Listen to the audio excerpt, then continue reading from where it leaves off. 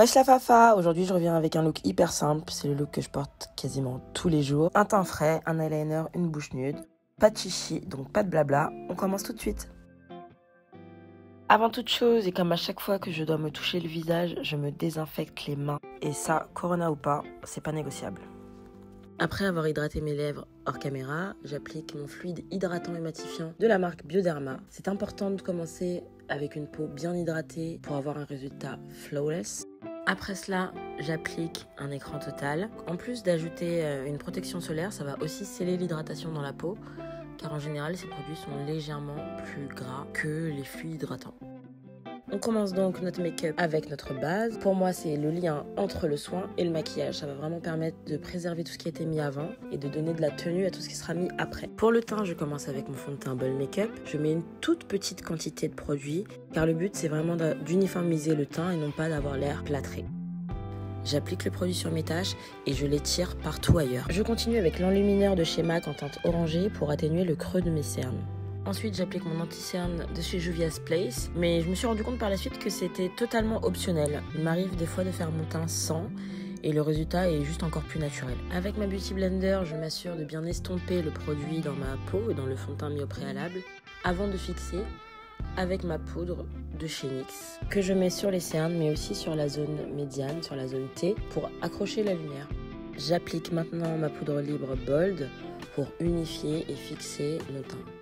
Avant de continuer, j'applique un spray fixateur pour plus de fixation et surtout pour retirer le côté poudré et retrouver l'aspect lustré de la peau. On passe au sourcil avec mon crayon de chez MAC. Je commence bien évidemment par brosser mes sourcils avant de remplir ma ligne, tout simplement. J'utilise la teinte Spiked que je trouve légèrement trop claire comparée au crayon que j'utilise chez NYX. Du coup, je repasse avec un crayon noir, légèrement, avant de brosser de nouveau pour estomper et bien mélanger les couleurs. Pour donner un peu de structure à mon visage, je viens intensifier le creux sous mes pommettes avec un fard gris et un fard marron. Sur les joues, j'applique un fard brick de chez Make Up For Ever pour donner un côté bonne mine et naturel, avant d'ajouter le blush Umber Rose de chez MAC pour le côté légèrement irisé. Sur mes yeux, je vais me contenter d'un trait d'eyeliner. La taille et la forme dépendent totalement de mon mood du moment. Donc là, j'avais envie d'un truc un peu glam. Je ne sais plus où j'allais, mais j'allais. Et du coup, j'ai bien étiré mon trait. Avant de commencer ma bouche, j'enlève l'excédent de baume à lèvres que j'ai mis avant de commencer à me maquiller. Je vais frotter légèrement mes lèvres pour être sûre que je n'ai aucune peau morte qui viendrait gâcher le résultat. Crayon marron, grosse base. De toute façon, ce qui va suivre, si vous regardez mes vidéos, vous l'avez déjà vu. Crayon marron. Bouche nude, grosse base. Là, du coup, j'arrive pas à mettre la main sur mon nude de d'habitude. Donc, je suis en train de fouiller parce que je dois en avoir 70 000.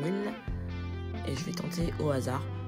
Donc, je mettrai peut-être la référence sous la vidéo. Car à l'heure où je vous parle, je ne sais même plus ce que c'était. Le seul truc que je sais, c'est que c'est les longues tenues de chez Make Up For Ever, que je ne serai pas satisfaite et je vais rajouter du clair comme je le fais toujours. Comme je ne serai toujours pas satisfaite, je vais rajouter un troisième rouge à lèvres, toujours au pif, et cette fois-ci absolument pas longue tenue en plus. Mais comme je suis complètement folle et que c'est toujours pas bon, j'en rajoute un quatrième, n'est-ce pas? Cette fois-ci longue tenue de chez NYX pour avoir une couleur que j'aurais pu avoir avec un seul rouge à lèvres. J'ai un gros problème. Allez, pour finir, on balance une grosse paire de faux cils. Alors ça, c'est totalement optionnel. Je vous présente mon go-to make-up. C'est de cette manière que je me maquille tous les jours, car je ne sors pas sans faux cils. Mais vous pouvez totalement mettre un bon mascara. Et voilà, moi personnellement, je trouve que ça fait quand même beaucoup mieux avec des faux cils. Alors, j'ai beau en mettre tous les jours, je suis toujours trop impatiente de les mettre. Et donc du coup, c'est pour ça que je me retrouve à les retoucher, toucher. Le secret pour avoir une paire de faux cils qui tient bien et pour la poser de manière très simple, c'est tout simplement d'attendre que la colle se plastifie un petit peu. Plus vous attendez, bon, il ne faut pas attendre qu'elle sèche non plus, mais plus vous attendez, plus ce sera simple de les poser et de les ajuster. Si vous mettez des faux cils, vous le savez, le blanc va disparaître en séchant. Par contre, ce qui reste, c'est la brillance. Du coup, je passe toujours un peu de crayon noir pour vraiment matifier mon ras de cils et faire que ce soit pas trop voyant. Pour la touche finale, un peu de mascara sur les cils inférieurs. Et tadam! Voilà le résultat. C'est frais, c'est simple, parfait pour tous les jours. Ça prend 20 minutes grand max et le résultat est plutôt pas mal, enfin je trouve. Alors vous, dites-moi ce que vous en pensez en commentaire. Et n'oubliez pas de mettre un petit like. Bisous! Abonne-toi! Merci!